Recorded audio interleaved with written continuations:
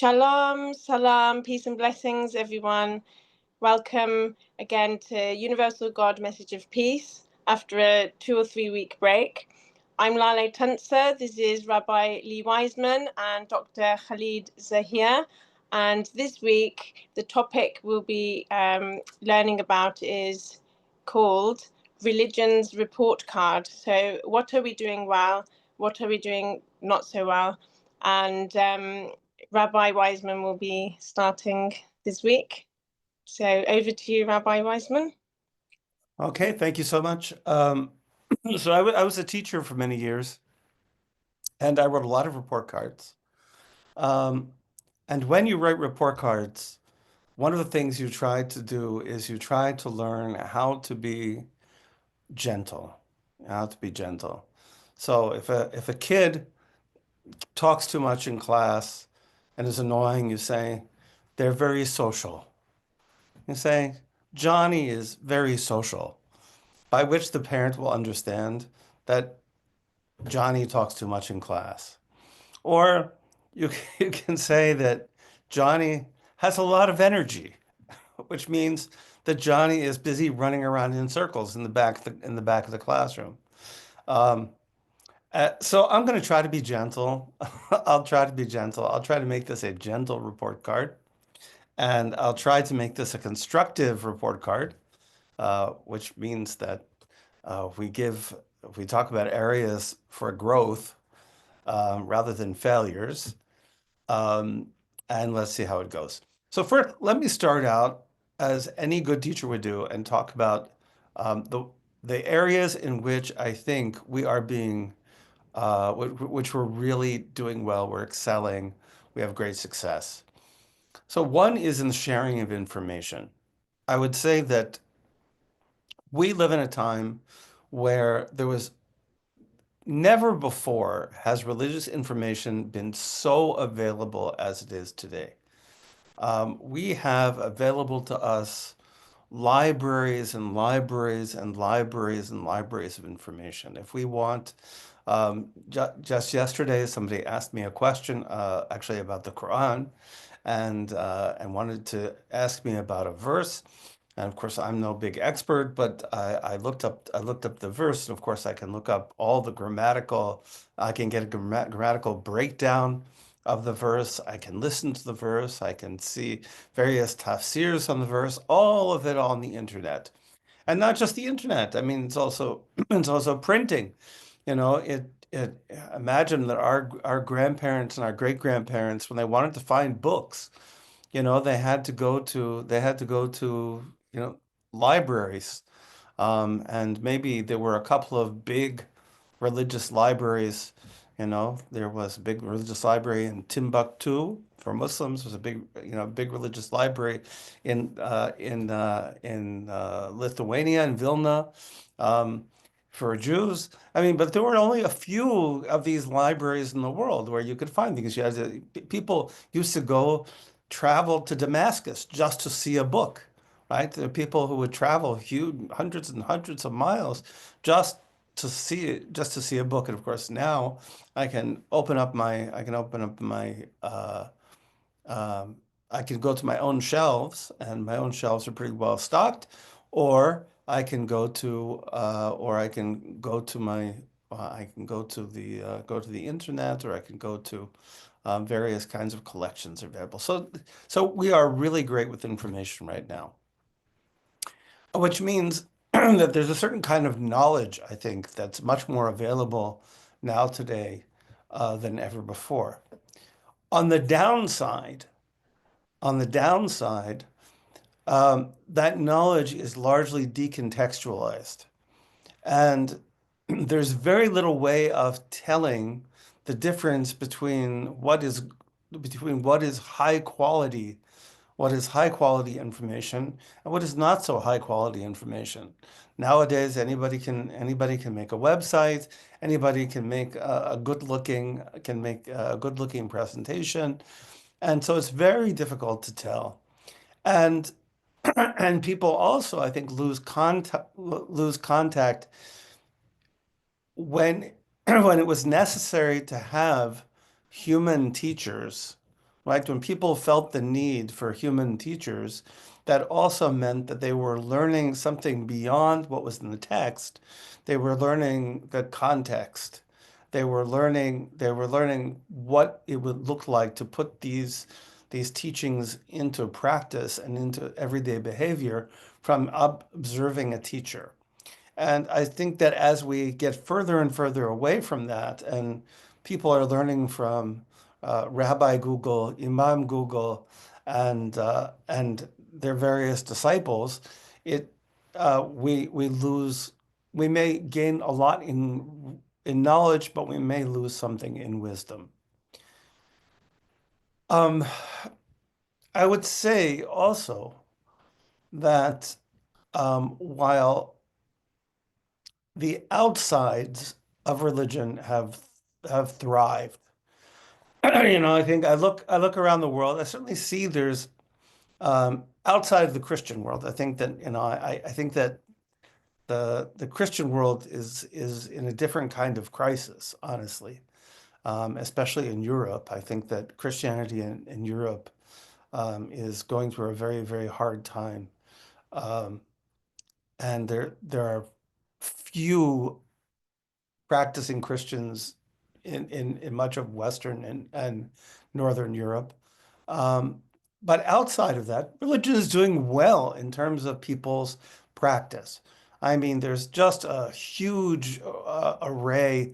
In the United States here, within this small area where I live, um, there's one, two, three, four, five synagogues. There's a mosque literally across the street from my house just opened up. Shout out to the folks at Al Sabil. Um, and there's innumerable Christian churches. So we have the Lutherans, the Presbyterians, the Catholics, everybody, and all in one neighborhood. And I feel like that's certainly the case in many, many places, that there's just a lot of religion. And in terms of religious practice, there's certainly a lot of it going on the upside. On the downside, uh, on the downside, I think a lot of that observance is really very superficial. As much as because a lot of the information that's available to people is also very superficial. If you look at kind of the information available, it's mostly we focus on the how and the what, and not so much on the why, right? The questions of why we believe what we believe, why we do what we do, um, and the deeper questions of what are we all doing here. Um, we don't find that that's the the topic. That we've become very, very interested in minutia, in external practice, and much less interested in the inner dimensions of religion, and those have become neglected, or they've become they've become kind of relegated to the area of um, New Age mysticism, or to kind of the positions of outsiders, rather than seeing them as being part of our traditions. And historically, right, historically those mystics and those people who are concerned with the inside of religion have always been part of the religious establishment. They've always been part of they've always been part of the scene, and more and more I feel like they're kind of pushed to the edges, for various reasons. There's also and related to that is, I think, religiously, this is probably the strictest generation ever. And that is, I think, a response to modernity that kind of fearing modernity, fearing the threat of secularism, religious people have retreated into very extreme positions in many cases. Um, and and that's impressive in a certain, but because it shows an incredible commitment, right? It shows an incredible commitment when we see even even outside outside here I'll speak for my own community. You see communities where they have very strict separation of men and women, where um, our food standards become much more much less lenient, right? Much less lenient. People, even in the United States, also with halal, halal food is much more available now, and there's all sorts of agencies and people who are certifying that, and uh, and you can get your certified halal meat, and if you look on food products, they're certified kosher, they're certified halal, and people can be much more careful about those things. And that's impressive. And it's also problematic. It's also problematic because it's very easy to mistake that the strictnesses for what it is that the law demands or what it is that God wants from you. God may not want us, right, to be doing those strictnesses. Those strictnesses don't always represent God's will, and or may not represent God's will for every single community in every single situation. And this is part of the problem with Rabbi Google and Imam Google is Rabbi Google and Imam Google always plays it safe and gives you the most extreme opinion, right? Um, the reason why they do that is because that's if you don't actually engage in the appropriate process of asking and answering a religious question, right? Which means we find out all the circumstances. Your only other option is to give the most extreme answer because then you're covering all your bases, right? Then you're covering all your bases. You're making sure that the person doesn't transgress. But that's not actually how you do law. It's not the way that you're supposed to do law. It was not the practice of the ancient rabbis, and it was not the sunnah to do that, right? That's not how, right? That wasn't the practice. The practice is for somebody to come to you with a problem, you to ask appropriate questions, get appropriate answers, and then give an answer which is appropriate to that person and their situation, right? If there's for example, a financial loss or something like that, you know, there are times when you would be more lenient because a person doesn't have what they need, to pay up the financial loss. So there are different kinds of decisions for different kinds of situations, and we become very non-situational, and that has led to a strictness.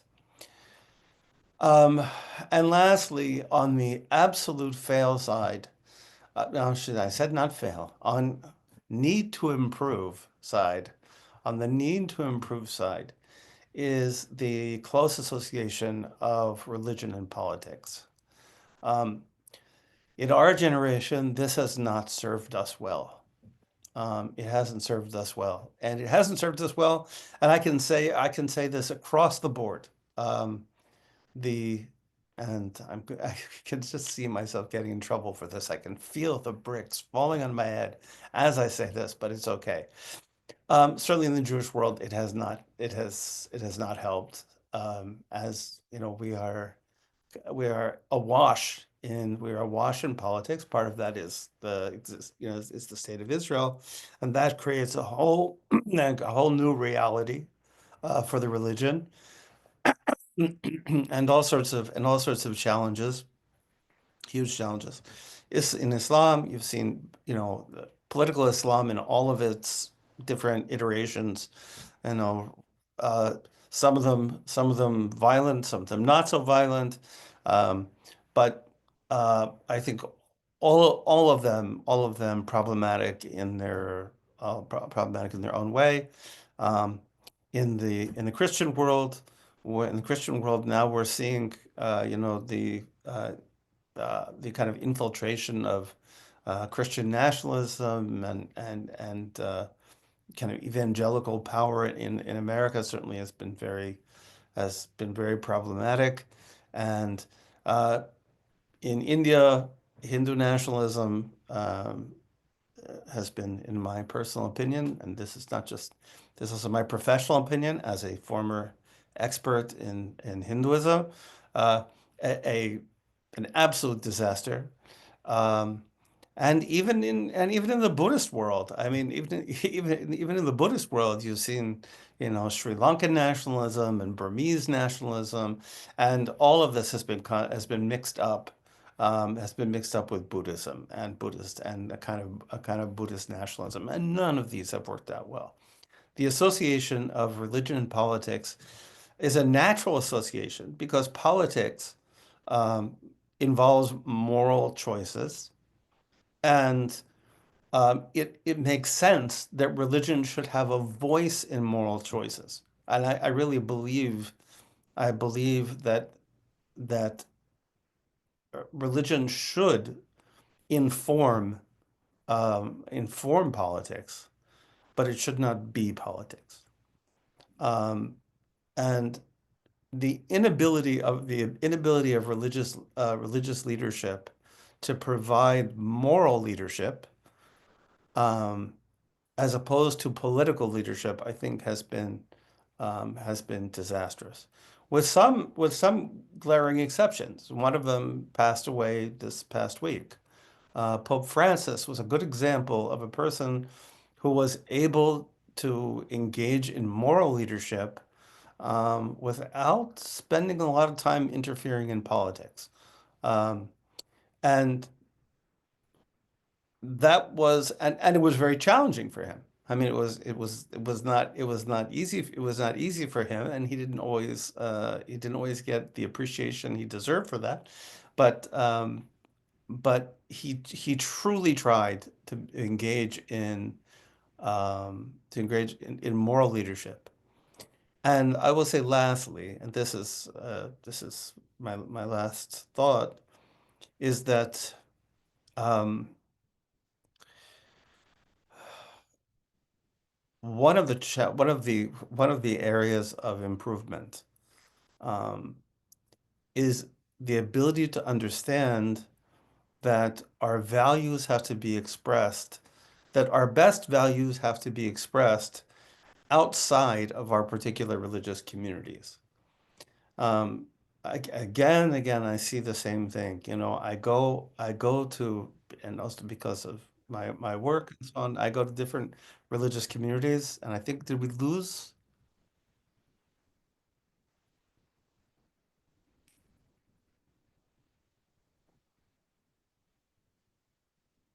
Oh, there he comes. He's coming back. Magically, he reappears. Come to us. Come to us.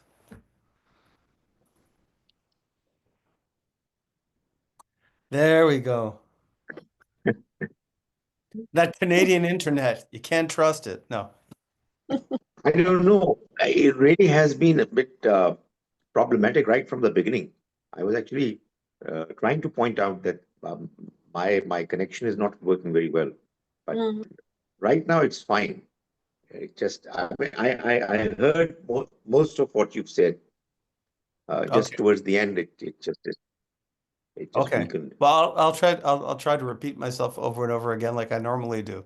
So that will hopefully. I reached the point where you praised the role of Pope Francis. Yeah. So, Okay. That's that's good. And in relation to Pope Francis, I'll use that as my segue. Mm. One of the things that was impressive about Pope Francis, and I highly recommend reading his encyclical, which is really a book called Fraterni Tutti, all of us brothers. And one of the things he says in that book is he says that the failure of religion has been to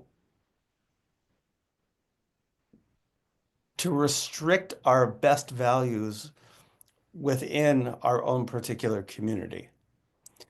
Not to understand fraternity tutti, we are all brothers.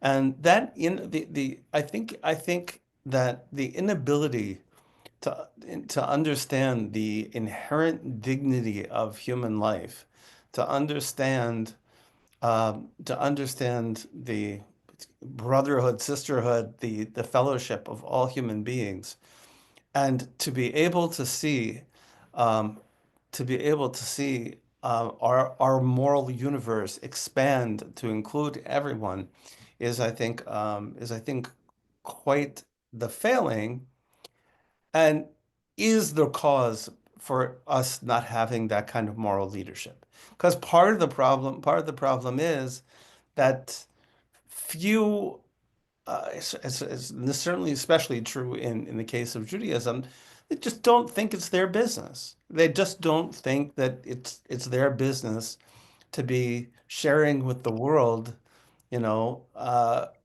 their wisdom, right? Their wisdom is meant to be shared with a relatively small audience, their people. And I think that that is a very big mistake. I think if we have things to say which are wise and helpful and good, we should share them. We should share them freely, um, and in the best ways possible. So I'm going to stop there, and I hope that's a good start.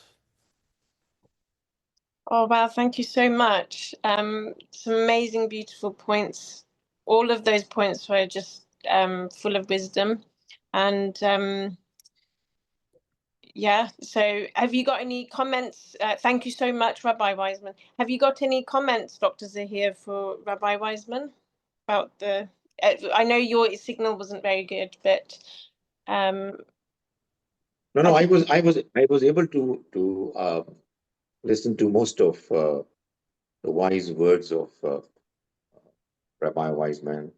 Uh, One of the things that struck me was honestly, I never looked at the existing uh, religious people and their practices from that point of view.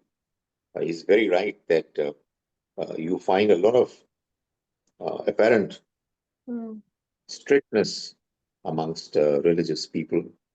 You get an idea that religion is practiced far more now than I can tell you. When I was a very young person, I remember my parents' generation.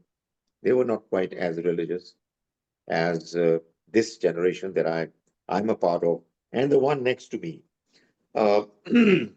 And I quite often hear from people from my generation and the older generation that even though what we find today are Muslims who are apparently more strict, but we are absolutely convinced that those before us, our elders, were better Muslims, better humans. And a very important point that Rabbi Weissman has mentioned is, which really makes a lot of sense. There really seems to be a reaction to modernity, and different cultures, different religious groups have responded to it in their own respective different ways. So that's a very important point, and I can't, again, I can't overemphasize and exaggerate in accepting what he said regarding the fact that there's a lot of superficiality in the manner the religion is understood and practiced. So the shell is emphasized, the inner core, the meat, the spirit seems to be missing. But honestly, I mean, what he has mentioned about one thing that I would like to emphasize, I would like to repeat, is actually the role of this remarkable person. I want to also say that, how is it that there are some very outstanding people, they come and go, and they still cannot, unfortunately, impact the overall performance of people? I mean, Pope Francis was a remarkable person, honestly. And I mean, he was a part of our world. And what he mentioned was really not just what he mentioned, what he did, what he practiced was amazing. And I can see, I'm not too sure it's because of him or because of some Christian leaders before him, that there is an emphasis, or that you find within the Christian world of reaching out to others much more than, I must admit, the Muslims do. Unfortunately, the part of the world I've lived throughout my life, we didn't have very many Jews to talk to. I'm very privileged to be able to have a contact with Rabbi Weissman, uh, who is a very good specimen of what Jews are. I hope that he's a representative of most of the Jews. But what I'm saying is that, what we have failed in, and probably we are improving in that area, is that we've not been able to talk to each other properly. I mean, we have not been able to share information. You very rightly pointed out, that there's lack of interest in sharing one's wisdom with others. I just would want to finish by saying that, I find a lack of concern for others. I mean, if at all there is a concern for the people belonging to one's own religious tradition, but the concern for others is not just missing. It is sadly, it's the opposite of concern, uh, which is what you find is happening. I mean, and I would just want to end by saying that a Muslim believes that those who are kafirs, for example, are destined for the hell, to be punished therein forever. I mean, have you ever thought about it? I mean, I'm asking my Muslim brothers and sisters, have you ever imagined it? Do you know what you're saying? I mean, are you not concerned? I mean, either change your opinion, or if your opinion is firmly, you know, uh, is firmly entrenched in your religious understanding and your text, then what are you doing about it? I mean, honestly, if somebody who really believes that a big part of humanity is destined for punishment, to dwell therein forever, such people should not be able to sleep. They should be so desperate to reach out to others. So he's very rightly pointed out that, I mean, there's no interest, no concern, no real sense of urgency. What we have is what we need to share with others.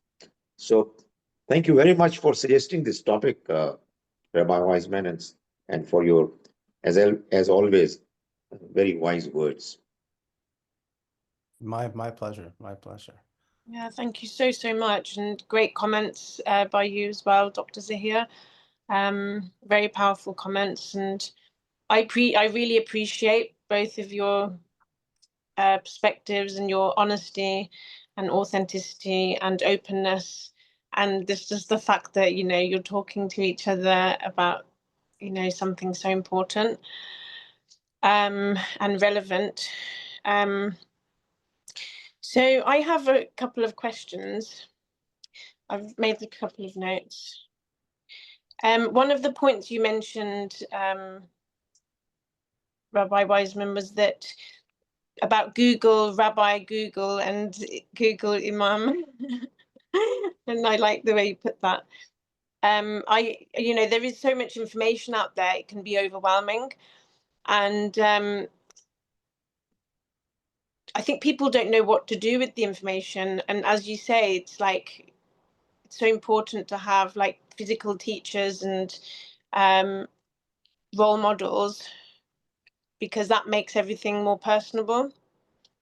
And I think that this is where, a lot of us go wrong in religion, is that we fail to be good role models.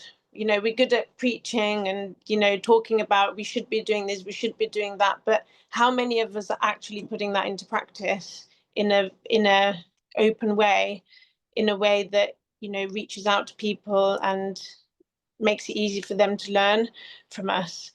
And I think people are afraid to do it because, we're not perfect. And the more responsibility, rabbis and imams and scholars and teachers of religion have, it is a huge responsibility, a very big responsibility, but it's not something that we should just do as a job. If somebody's going to take on that role, I think we need to be aware of what a huge responsibility it is to actually practice what you preach. And I think this is where religion has majorly failed, to be honest, because that's why we have all of this, so many people are put off religion because of hypocrisy in religion. And but even though, for example, the teachings of the Pope were very beautiful, I think people have lost trust in the church because of all the failings of within the church. And so people are turning away from religion and trying to be spiritual in more modern ways. And, it's nice, but it's a shame in a way, because we're forsaking the scriptures, we're losing trust in religious leaders, and we're losing, that teacher student way of learning, really. But in a way it might be a blessing, because it might be bringing people closer to their creator. Just to, when you lose trust in everything and everybody, in a way it can be a blessing, because you might then, seek guidance directly from your creator, which is a good thing, I think, because he's the best teacher and he can guide our hearts. And everything can teach us, every experience and every interaction. And actually, sometimes religion can fail in the way that, people can end up worshipping their rabbis and imams and leaders, and that can be a downfall as well. So perhaps benefits, and with Google Rabbi, maybe looking Well, at that. I probably should have added. I mean, I could have added. I mean, the other problem, of course, is that religious leaders in many cases have become celebrities.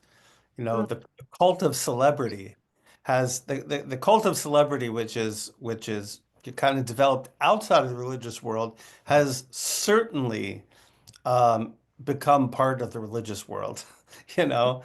And here in America we have the mega churches and we have televangelism, and in the Muslim world certainly there are televangelist type people, these kind of personalities and people with these big followings and big rallies and things like that.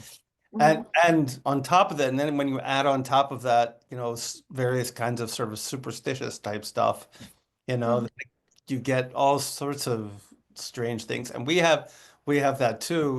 We have these, rabbis who become kind of celebrity rabbis, with all the things that go along with that. So that's a whole nother problem is, people kind of, putting they people can go into on a extremes that way as well. Yeah. that's definitely another extreme. You Yeah, know, and I loved how you mentioned about extremism. Obviously, when people do bad things in extreme ways and practice extremism in the name of religion, then that, causes chaos, really. And then you get, hate crimes against people who are more balanced in their religion, and then people turn away from religion, they turn away from faith altogether.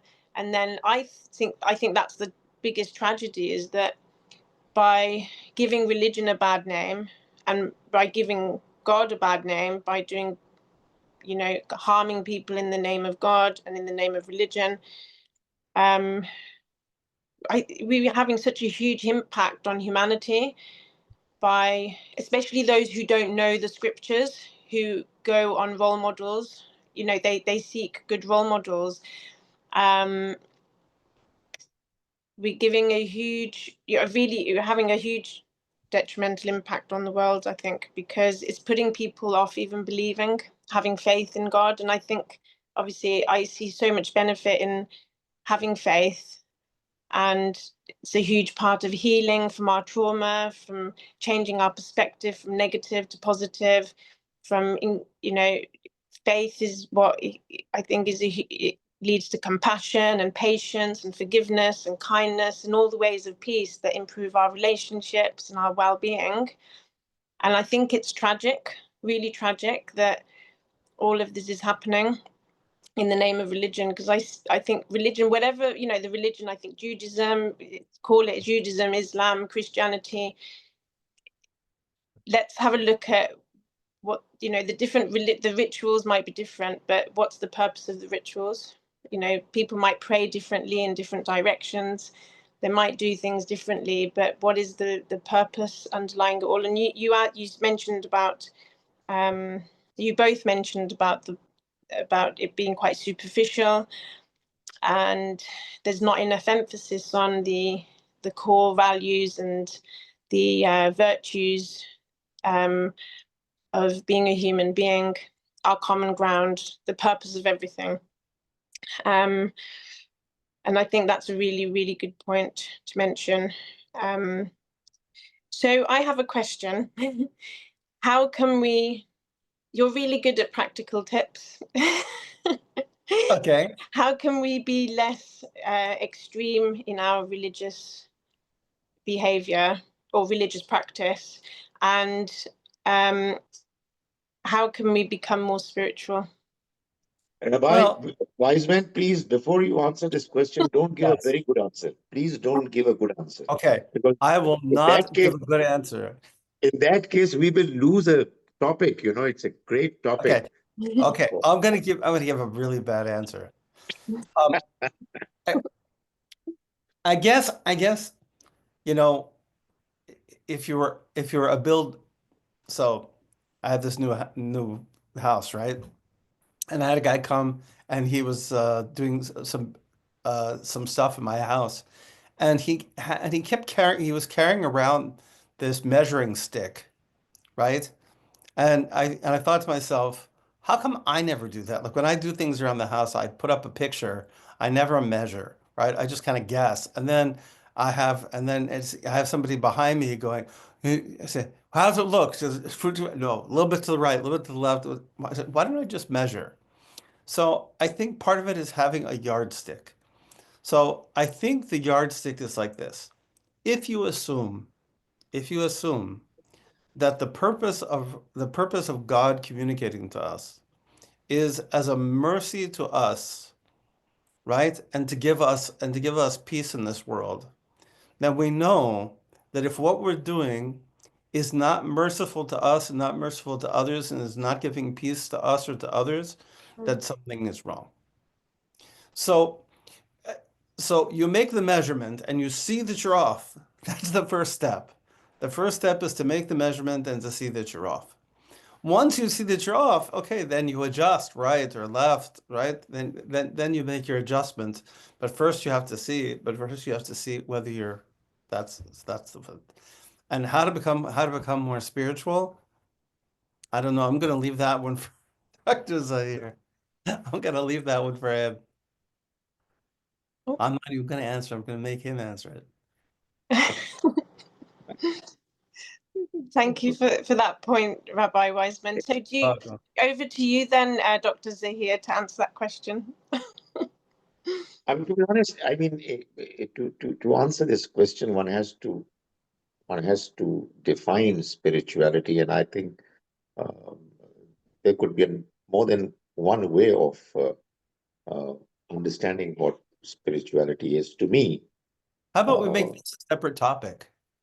Yeah, absolutely. Yeah. I feel like that's a separate topic. I think you just picked our next topic. That's Okay, right. great. That's what I was saying. That's Yeah. a good idea.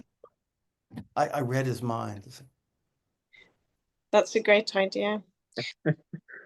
And you made an amazing point about how, you know, we're not reaching out to other people outside of our own, you know, religion or group or community. I think it's important to ask ourselves why people aren't doing that more. Is it because we think that we're better than others? Is it because we want to win? We don't want others to win or compete with us in the same race? You know, are we? Why are we? Or is it just that we don't think it's important, or we're not aware of how important it is? I think sometimes people are reaching out. They're doing it, you know, there's a couple different ways of reaching out. There's this, join me politically. Mm-hmm. There's this, you're doing something wrong. And we think that somehow or another, this is a way of drawing people in, is by pointing the finger at them. Then there's I'm going to tell you the truth from above, right? Mm-hmm. And you can listen. I mean, people are maybe even trying to communicate, but none of those things actually communicate, right? Mm-hmm. And an open hand communicates a lot more, right? A handshake does a lot better. You know, any of these things will do a lot better. I think part of it is that, I see people when they do outreach, dawah, we call it kiruv, bringing people closer. A lot of it is painful. I mean, It is, yeah, painful. it is. And, you know, I go into town sometimes and I see, you know, Christian preachers and they're giving out leaflets and flyers and saying, you know, come to Jesus and be saved and all this stuff. People get really annoyed and they don't get much attention. But I say to them, God bless you, you know, because even though I might not agree with some of the things you're saying, I can appreciate that your intention is to reach out, to help, you know, save people or whatever. If you really could believe that everyone else is going to hell, I might not agree with you on that, but like, I appreciate the fact that you care enough to spend your time, sacrifice your time, and put effort into trying to share your message. And so, even though preaching, you know, it has to be done in a way that is with wisdom and not in a way that it puts people off, if you can avoid that. But I do think it's important, if you, as Dr. Zaheer said, if you believe that, you know, that humanity are not doing so well, then what are we doing about it? And the best way to do it is actually, I think I agree with you, Rabbi Weissman, is just to go out there and help people with physical acts of loving kindness. And, you know, let's try and give God a better name. Let's try and give our religion a better name and do good things in the name of religion rather than just talk the talk. Yeah. And I'm talking to myself. And did you mention as that well. you should subscribe and like this video? I think you forgot to mention that. Oh, please subscribe and like this video. And if you found it helpful, then please share it with other people. And make a nice comment down the bottom. Yes, make a nice comment. And if you If you don't have a nice comment, don't say anything because it's really not. No, I don't mind. I mean, constructive You feel free. Make a not a nice comment. That's fine. That's okay. But all nice comments are welcome. It's fine. Nice is always nicer. Yeah. Thank you. Oh, bless you. God bless you, bro. Thank you so much. Thank you. Thank you. Thank you. Take care. Bye-bye. Shalom. Bye-bye. Bye.